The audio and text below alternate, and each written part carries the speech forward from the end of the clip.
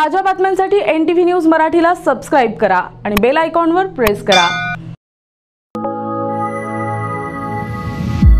अनुसूचित जाती जमातीवर हल्ले अत्याचार करणाऱ्या आरोपींना तात्काळ अटक करावी अशी मागणी रिपब्लिकन सेनेच्या वतीने करण्यात आली आहे। तर यासाठी हिंगोली जिल्हा पोलीस अधीक्षक कार्यालयासमोर रिपब्लिक सेनेच्या वतीने आंदोलन करण्यात आले। संपूर्ण जिल्हाभरात अनुसूचित जाती जमाती समाजावर हल्ले केले जात आहेत। आरोपींना सोडून फिर्यादीलाच शिक्षा दिली जाते।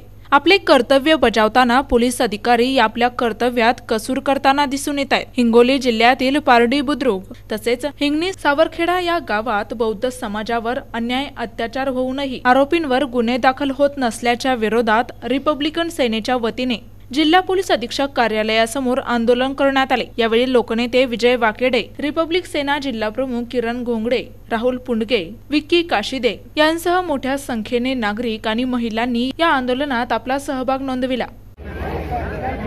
आज रिपब्लिकन सेनेच्या वतीने अॅट्रॉसिटी प्रकरणातील आरोपीला वाचवण्याच्या उद्देशाने, आरोपीला पाठीशी घालण्याच्या उद्देशाने या प्रभागाचे डीवायएसपी श्री वज्रे यांनी आरोपीला पाठबळ देत अनेक प्रकरण निकाली काढलेले आहेत, तर काही आरोपींना पाठीशी घालत आहेत।